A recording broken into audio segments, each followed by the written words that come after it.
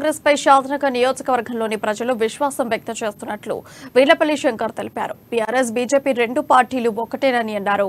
కేంద్రంలో బీజేపీ ప్రభుత్వం రాష్ట్రంలోని బీఆర్ఎస్ ప్రజలను 2 సార్లు వంచారని చెప్పారు. తెలంగాణ ప్రజలు కాంగ్రెస్ పార్టీ అధికారంలోకి రావాలని కోరుకుంటున్నారని అన్నారు. కాంగ్రెస్ మాటిస్తే తప్పదనే విశ్వాసం ప్రజల్లో ఉందని తెలిపారు. ఇక ఇదే అంశానికి సంబంధించి మరింత సమాచారం మా ప్రతినిధి ప్రదీప్ అందిస్తారు.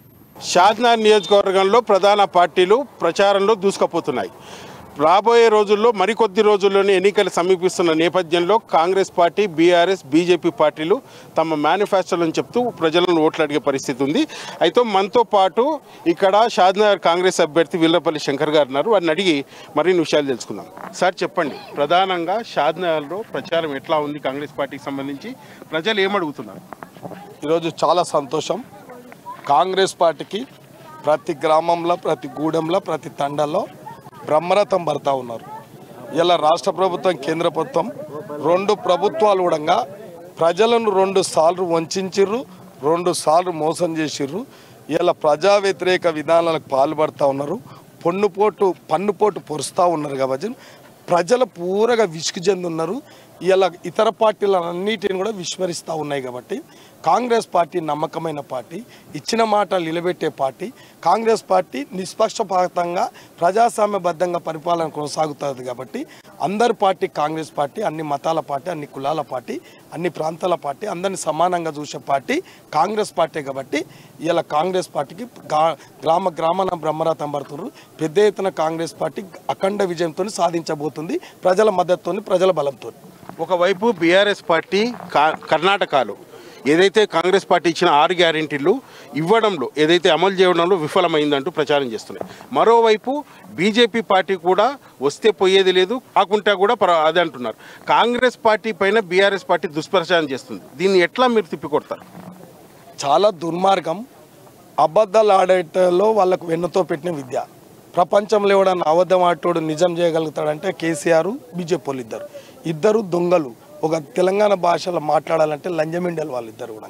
అవసరమైనప్పుడు పండుకుంటారు, అవసరమైనప్పుడు పోతారు. ఇది మా భాష. చెప్తున్నాను కాల విషయంలో.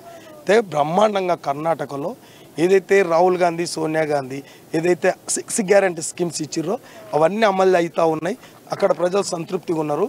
ఇక్కడ కూడా 6 గ్యారెంటీ స్కీమ్స్ మీద ప్రతి మహిళ, ప్రతి అక్క విశ్వాసం పొందుతూ ఉన్నారు. వాళ్ళు బ్రహ్మరథం పడుతూ ఉన్నారు. స్వయాన ఇలా మా టీవీకి వస్తుందని మేము అనుకోలేదు. మీరే స్పష్టంగా చూస్తున్నారు. మహిళలు బ్రహ్మరథం పడుతుర్రు, రైతులు బ్రహ్మరథం పడుతుర్రు.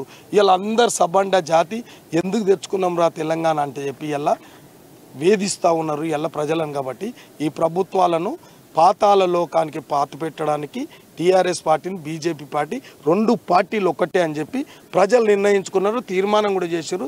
ఇంకా వద్దు ఇలా పాపం బండబెట్టాలని చెప్పి కాంగ్రెస్ పార్టీని అధికారంలోకి తేబోతున్నారు. కాంగ్రెస్ పార్టీ కూడా పూర్తి భరవాసిస్తుంది. ఒక పరిపాలన గాడి తప్పింది కాబట్టి మంచి పరిపాలన అందియబోతాం. రాజశేఖర రెడ్డి పరిపాలన, కాంగ్రెస్ పార్టీ ముఖ్యమంత్రుల పరిపాలన ఏ విధంగానో, ఈ దేశంలో యూపీఏ ప్రభుత్వం పరిపాలన ఏ విధంగా ఉండనో ఈ ప్రభుత్వాల పనితీరు ప్రజలకు తెలుసు. కాబట్టి ఆ పనితీరు కలిగిన ప్రభుత్వాలకే ముద్ర వేయడానికి సిద్ధంగా ఉండరు ప్రజలు. తప్పకుండా కాంగ్రెస్ పార్టీ ఈ రాష్ట్రంలో, దేశంలో రాబోతుంది. ఏదైతే ఒకవైపు కాంగ్రెస్ పార్టీకి ఈ 2023 ఎన్నికల్లో అనుకూలించే అంశాలు ఏమంటారు? తప్పకుండా వాళ్ళ ప్రజా వ్యతిరేక విధానాలే.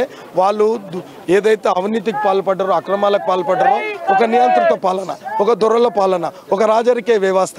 ఇవాళ మాఫియా అంతా మాఫియా, భూ మాఫియా, భూ కబ్జాలు, మద్యం మాఫియా, ఉష్క మాఫియా, అన్ని మాఫియాలన్నీ కూడా ప్రజలకు అర్థమైపోయింది.